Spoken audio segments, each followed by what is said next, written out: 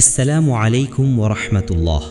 প্রিয় দর্শক, আজকের এই ভিডিওটি একটি অত্যন্ত গুরুত্বপূর্ণ এবং সতর্কতামূলক বিষয় নিয়ে তৈরি করা হয়েছে। ইস্তেগফার করেও ফল পাচ্ছেন না?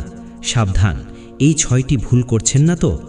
অনেকেই প্রতিদিন আস্তাগফিরুল্লাহ পড়েন, আল্লাহর কাছে ক্ষমা চান, তওবা করেন, তারপরেও মনে হয় জীবনে পরিবর্তন আসছে না, দোয়া কবুল হচ্ছে না, সমস্যা কমছে না।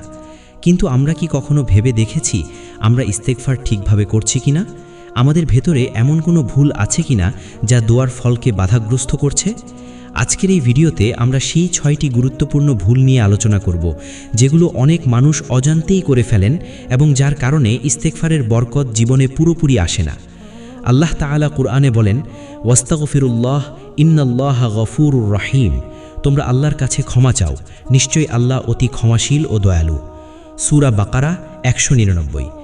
এই আয়াত আমাদের শেখায় ইস্তেগফার হলো আল্লাহর রহমত পাওয়ার একটি দরজা, কিন্তু সেই দরজায় পৌঁছাতে সঠিক পদ্ধতি জানা জরুরি।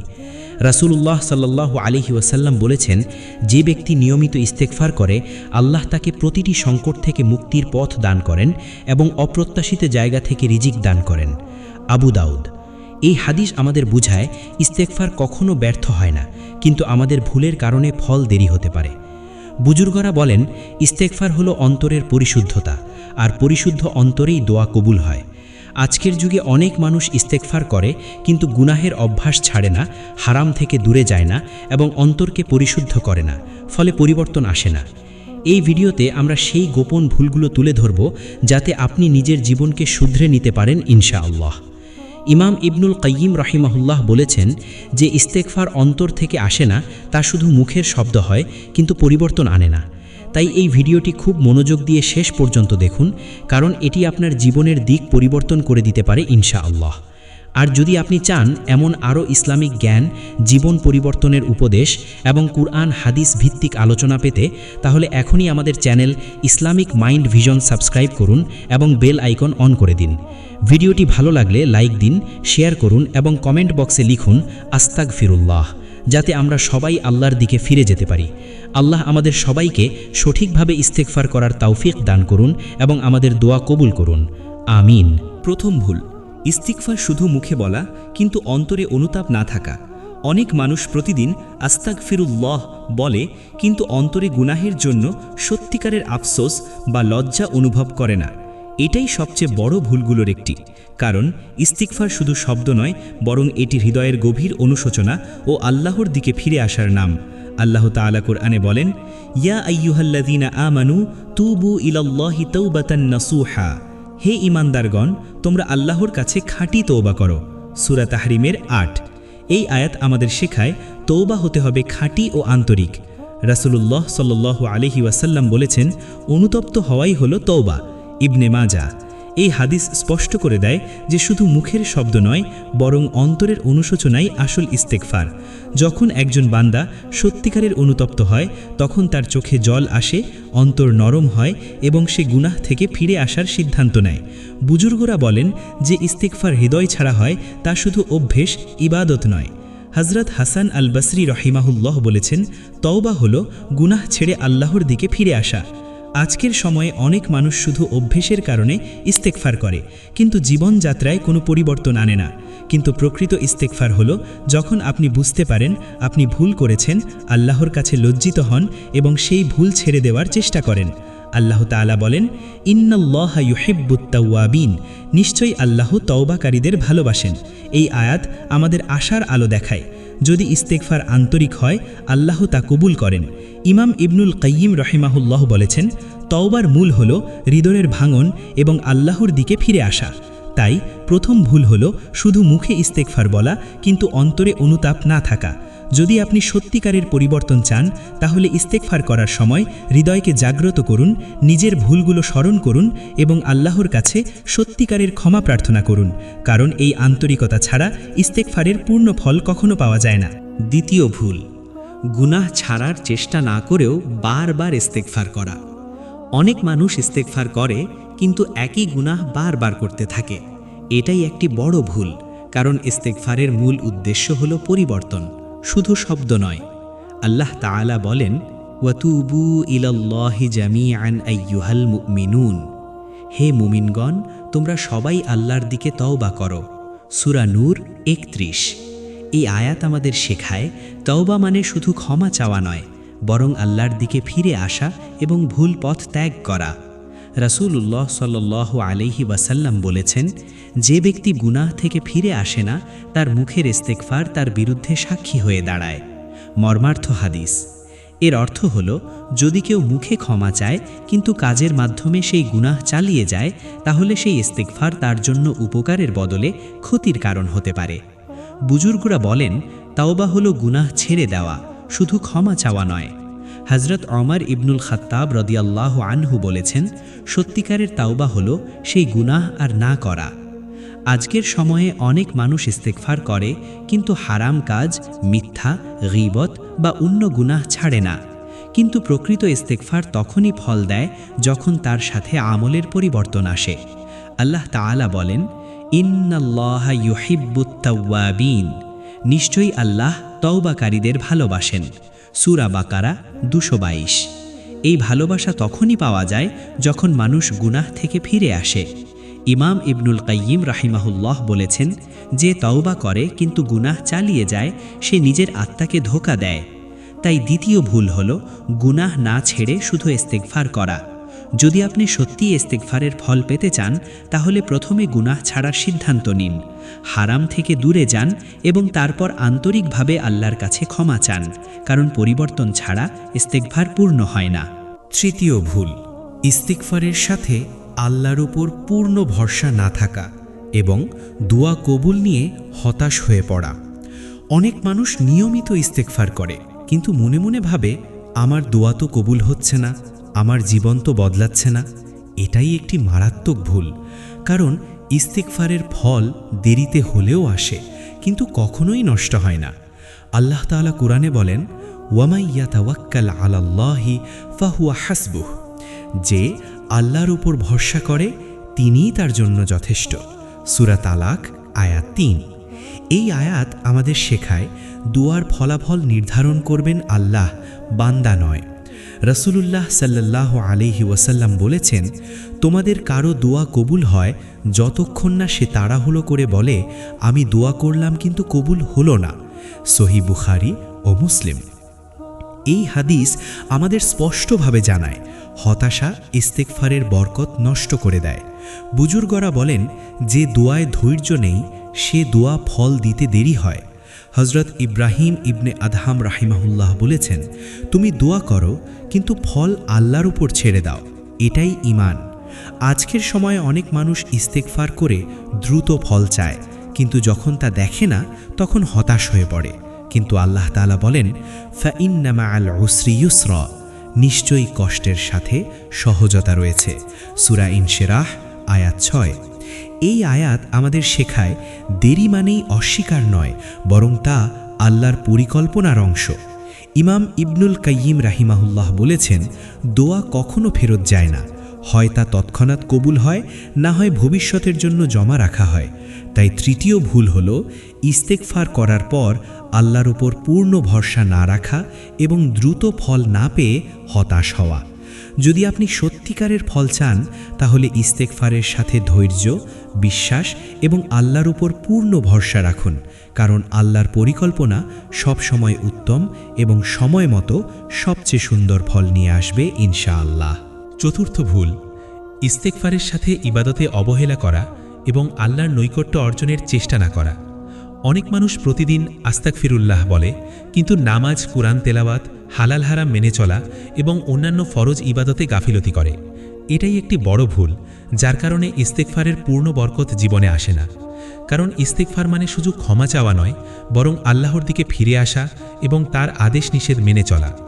আল্লাহ তাআলা কুরআনে বলেন, ওয়া আকিমিস সলাতা তরফাইন নাহারি ওয়া জুলাফাম মিনাল লাইল, দিনের দুই প্রান্তে এবং রাতের কিছু অংশে নামাজ কায়েম করো। সূরা হুদ ১১৪। এই আয়াত আমাদের শেখায়, ইবাদত ছাড়া ইস্তেগফার অসম্পূর্ণ। রাসূলুল্লাহ সাল্লাল্লাহু আলাইহি ওয়াসাল্লাম বলেছেন, বান্দা যখন নামাজে দাঁড়ায় তখন সে আল্লাহর সবচেয়ে নিকটবর্তী হয়। সহিহ মুসলিম। এই হাদিস প্রমাণ করে যে আল্লাহর নৈকট্য শুধু মুখের দোয়ায় নয়, বরং নিয়মিত ইবাদতের মাধ্যমে অর্জিত হয়। বুজুর্গরা বলেন, যে ব্যক্তি ইস্তেগফার করে কিন্তু ইবাদতে অলস, তার পরিবর্তন ধীরে আসে। হযরত হাসান আল বসরি রাহমাহুল্লাহ বলেছেন, ইস্তেগফারের সত্যতা হল ইবাদতের প্রতি ভালোবাসা বৃদ্ধি পাওয়া। আজকের সময়ে অনেক মানুষ শুধু সমস্যার সময় ইস্তেগফার করে, কিন্তু নামাজে অবহেলা করে, কুরআন থেকে দূরে থাকে, হারাম হালাল নিয়ে সচেতন থাকে না। ফলে তাদের জীবনে পরিবর্তন আসে না। কিন্তু প্রকৃত ইস্তেগফার তখনই ফল দেয় যখন তার সাথে ইবাদতের সম্পর্ক শক্ত হয়। আল্লাহ তাআলা বলেন, ইন্না সলাতা তানহা আনিল ফাহশাই ওয়াল মুনকার। নিশ্চয়ই নামাজ অশ্লীলতা এবং অন্যায় কাজ থেকে বিরত রাখে। সূরা আনকাবুত ৪৫। এই আয়াত আমাদের শেখায় ইবাদত মানুষকে পরিবর্তন করে। ইমাম ইবনুল কাইয়িম রাহমাহুল্লাহ বলেছেন, যে ব্যক্তি ইস্তেগফার করে কিন্তু ইবাদতে উন্নতি করে না, তার তাওবা পূর্ণতা পায় না। তাই চতুর্থ ভুল হল ইস্তেগফার করা কিন্তু ইবাদতে অবহেলা করা। যদি আপনি সত্যিকারের পরিবর্তন চান, তাহলে ইস্তেগফারের সাথে নামাজ ঠিক করুন, কুরআনের সাথে সম্পর্ক গড়ুন এবং আল্লাহর আদেশ মানার চেষ্টা করুন। কারণ ইস্তেগফার তখনই ফল দেয় যখন জীবনে আমলের পরিবর্তন আসে, ইনশাআল্লাহ। পঞ্চম ভুল, হারাম উপার্জন, হারাম সম্পর্ক ও হারাম অভ্যাস ত্যাগ না করেও ইস্তেগফার করা।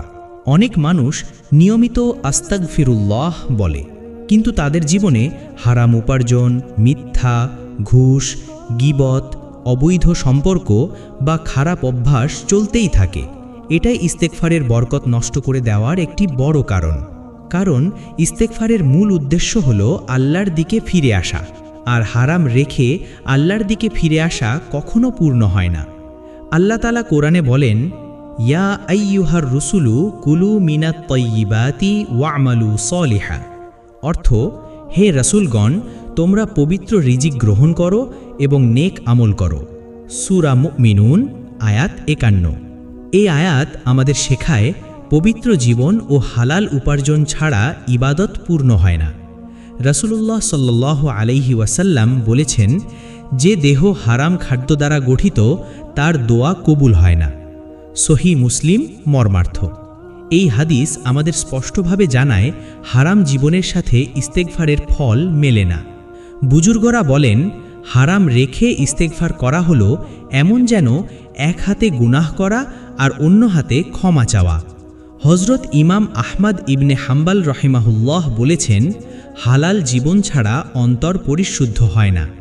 আজকের সময়ে অনেক মানুষ দোয়া করে, ইস্তেগফার করে, কিন্তু আয় রোজগারে বা জীবনযাত্রায় হারাম মিশিয়ে রাখে। ফলে তাদের জীবনে বরকত আসে না, দোয়া দেরি হয় এবং অন্তরে অশান্তি থাকে। কিন্তু আল্লাহ তাআলা বলেন, ওয়ামান ইয়াত্তাকিল্লাহা ইয়াজআল লাহু মাখরাজা। অর্থ, যে আল্লাহকে ভয় করে, আল্লাহ তার জন্য মুক্তির পথ বের করে দেন। সূরা তালাক আয়াত ২। এই আয়াত আমাদের শেখায় হারাম ছেড়ে তাকওয়া গ্রহণ করলে আল্লাহ নিজেই সমস্যার সমাধান করে দেন।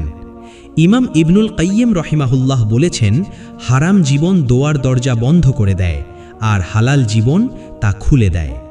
তাই পঞ্চম ভুল হল হারাম না ছেড়ে ইস্তেগফার করা। যদি আপনি সত্যিকারের ফল চান, তাহলে হারাম থেকে সম্পূর্ণভাবে ফিরে আসুন, হালাল জীবন গ্রহণ করুন এবং আন্তরিকভাবে আল্লাহর কাছে ক্ষমা চান। কারণ পরিবর্তন ছাড়া ইস্তেগফার কখনো পূর্ণ ফল দেয় না, ইনশাআল্লাহ। ষষ্ঠ ভুল, ইস্তেগফারকে শুধু সমস্যার সময় ব্যবহার করা এবং সুখের সময় আল্লাহকে ভুলে যাওয়া। এটি এমন একটি ভুল যা অনেক মানুষ অজান্তেই করে থাকে। যখন জীবনে কষ্ট আসে, অর্থনৈতিক সমস্যা হয়, স্বাস্থ্য খারাপ হয় বা কোনো বিপদ আসে, তখন সবাই দ্রুত আস্তাগফিরুল্লাহ বলে আল্লাহর দিকে ফিরে আসে। কিন্তু যখন সমস্যা চলে যায়, জীবনে স্বস্তি আসে, সাফল্য আসে, তখন আবার আল্লাহর স্মরণ কমে যায়। এটাই ইস্তেগফারের বরকত কমে যাওয়ার একটি বড় কারণ। আল্লাহ তাআলা কুরআনে বলেন, ফালাম্মা নাজ্জাহুম ইলাল বাররি ইযা হুম ইউশরিকুন। যখন আল্লাহ তাদেরকে বিপদ থেকে উদ্ধার করেন, তখন তারা আবার শিরকে লিপ্ত হয়। সূরা আনকাবুত ৬৫। এই আয়াত আমাদের সতর্ক করে দেয় যে কষ্টে আল্লাহকে ডাকা এবং সুখে ভুলে যাওয়া একটি বড় গাফিলতি। রাসূলুল্লাহ সাল্লাল্লাহু আলাইহি ওয়াসাল্লাম বলেছেন, তুমি সুখে আল্লাহকে চিনো, তাহলে তিনি তোমাকে কষ্টে চিনবেন। তিরমিজি। এই হাদিস আমাদের শেখায় আল্লাহর সাথে সম্পর্ক শুধু বিপদের সময় নয়, বরং সব সময়ের জন্য। বুজুর্গরা বলেন, যে আল্লাহকে কষ্টে ডাকে কিন্তু সুখে ভুলে যায়, তার দোয়া পূর্ণতা পায় না। হযরত ইব্রাহিম ইবনে আদহাম রহিমাহুল্লাহ বলেছেন, আল্লাহর স্মরণ শুধু প্রয়োজনে নয়, বরং জীবনের প্রতিটি মুহূর্তে হওয়া উচিত। আজকের বাস্তবতায় আমরা দেখি অনেক মানুষ ইস্তেগফার করে শুধুমাত্র সমস্যার সময়, কিন্তু যখন ভালো সময় আসে তখন গাফিল হয়ে যায়। কিন্তু প্রকৃত ইস্তেগফার হলো সুখ দুঃখ সব অবস্থায় আল্লাহকে স্মরণ করা। আল্লাহ তাআলা বলেন, ফাযকুরুনি আযকুরকুম, তোমরা আমাকে স্মরণ করো, আমি তোমাদের স্মরণ করব। সূরা বাকারা 152। এই আয়াত আমাদের শেখায় আল্লাহর সাথে সম্পর্ক একতরফা নয়, বরং পারস্পরিক স্মরণ। ইমাম ইবনুল কাইয়িম রাহিমাহুল্লাহ বলেছেন, যে বান্দা সব অবস্থায় আল্লাহকে স্মরণ করে তার হৃদয় কখনো খালি থাকে না। তাই ষষ্ঠ ভুল হলো শুধু সমস্যার সময় ইস্তেগফার করা এবং সুখের সময় আল্লাহকে ভুলে যাওয়া। যদি আপনি সত্যিকারের ফল চান তাহলে ইস্তেগফারকে জীবনের স্থায়ী অভ্যাস বানান। সুখে দুঃখে সব সময় আল্লাহকে স্মরণ করুন, কারণ যে আল্লাহকে সব সময় স্মরণ করে আল্লাহ তাকে কখনো একা ছেড়ে দেন না ইনশাআল্লাহ। আলহামদুলিল্লাহ। প্রিয় দর্শক, আজকের এই পুরো আলোচনার শেষে আমরা একটি অত্যন্ত গুরুত্বপূর্ণ বাস্তবতা পরিষ্কারভাবে বুঝতে পারি। ইস্তেগফার শুধু একটি শব্দ নয়, বরং এটি একটি পূর্ণাঙ্গ জীবন পরিবর্তনের পথ। অনেক মানুষ প্রতিদিন আস্তাগফিরুল্লাহ, আল্লাহু আকবার বলে, কিন্তু তারপরও জীবনে পরিবর্তন আসে না। দোয়া কবুলের ফল দেখা যায় না, বরকত অনুভব হয় না। এর কারণ হলো আমরা ইস্তেগফারের কিছু গুরুত্বপূর্ণ ভুল অজান্তেই করে ফেলি, যা আজকের ভিডিওতে আমরা বিস্তারিতভাবে আলোচনা করেছি। এই 6টি ভুল যদি একজন মানুষ জীবনে সংশোধন করতে পারে, তাহলে ইনশাআল্লাহ তার জীবন ধীরে ধীরে আল্লাহর রহমতে পরিবর্তিত হতে শুরু করবে। প্রথম ভুল হলো শুধু মুখে ইস্তেগফার বলা কিন্তু অন্তরে অনুতাপ না থাকা। দ্বিতীয় ভুল হলো গুনাহ ছাড়ার চেষ্টা না করা। তৃতীয় ভুল হলো আল্লাহর উপর পূর্ণ ভরসা না রেখে হতাশ হয়ে পড়া। চতুর্থ ভুল হলো ইবাদতে অবহেলা করা। পঞ্চম ভুল হলো হারাম জীবনের সাথে ইস্তেগফার চালিয়ে যাওয়া। আর ষষ্ঠ ভুল হলো শুধু সমস্যার সময় আল্লাহকে স্মরণ করা, সুখের সময় ভুলে যাওয়া। এই 6টি ভুল আমাদের ইস্তেগফারের আসল ফলাফল থেকে দূরে সরিয়ে দেয়। আল্লাহ তাআলা কুরআনে বলেন, ওয়াতুবু ইলাল্লাহি জামিআন আইয়ুহাল মুমিনুনা লাআল্লাকুম তুফলিহুন। হে মুমিনগণ, তোমরা সবাই আল্লাহর দিকে তওবা করো যাতে তোমরা সফল হতে পারো। সূরা নূর 31। এই আয়াত আমাদের শেখায় সফলতার মূল চাবিকাঠি হলো সঠিক তওবা এবং সঠিক ইস্তেগফার। রাসূলুল্লাহ সাল্লাল্লাহু আলাইহি ওয়াসাল্লাম বলেছেন, আমি প্রতিদিন 70 বারেরও বেশি ইস্তেগফার করি। সাহিহ বুখারী। এই হাদিস আমাদের শেখায় ইস্তেগফার শুধু গুনাহ মাফের জন্য নয়, বরং এটি একজন মুমিনের দৈনন্দিন জীবনের অংশ। বুজুর্গরা বলেন, যে ব্যক্তি ইস্তেগফারকে জীবন বানিয়ে নেয়, আল্লাহ তার জীবন সহজ করে দেন। হযরত ইমাম হাসান আল বসরি রাহিমাহুল্লাহ বলেছেন, ইস্তেগফার হলো বরকতের চাবিকাঠি। আজকের যুগে আমাদের সবচেয়ে বড় প্রয়োজন হলো অন্তরকে পরিষ্কার করা এবং আল্লাহর দিকে ফিরে আসা। কারণ অন্তর পরিষ্কার না হলে দোয়া কবুলে বাধা আসে, জীবনে অস্থিরতা থাকে এবং বরকত কমে যায়। ইমাম ইবনুল কাইয়িম রাহিমাহুল্লাহ বলেছেন, যে ইস্তেগফার তার জীবন পরিবর্তন করে না তা শুধু অভ্যাস মাত্র। তাই আজকের ভিডিও থেকে আমাদের শিক্ষা নিতে হবে, ইস্তেগফার শুধু বলা নয়, বরং তা জীবনে বাস্তবায়ন করা। আল্লাহর কাছে সত্যিকারের ফিরে আসা, গুনাহ ছেড়ে দেওয়া, ইবাদত ঠিক করা এবং সব সময় আল্লাহকে স্মরণ করা। আল্লাহ তাআলা আমাদের সবাইকে সঠিকভাবে ইস্তেগফার করার তৌফিক দান করুন। আমাদের গুনাহগুলো ক্ষমা করুন, আমাদের জীবনকে বরকতময় করুন এবং আমাদের দোয়া কবুল করুন। আমিন। প্রিয় দর্শক, ভিডিওটি যদি আপনার ভালো লেগে থাকে তাহলে লাইক দিন, শেয়ার করুন এবং অন্যদের কাছেও পৌঁছে দিন যাতে তারাও উপকৃত হতে পারে। আর অবশ্যই কমেন্ট বক্সে লিখুন আস্তাগফিরুল্লাহ এবং আমাদের channel Islamic mind vision subscribe করুন। বেল আইকন অন করে দিন, কারণ আমরা এমন আরও ইসলামিক জ্ঞান, জীবন পরিবর্তনের উপদেশ এবং কুরআন হাদিস ভিত্তিক আলোচনা নিয়মিত নিয়ে আসব ইনশাআল্লাহ।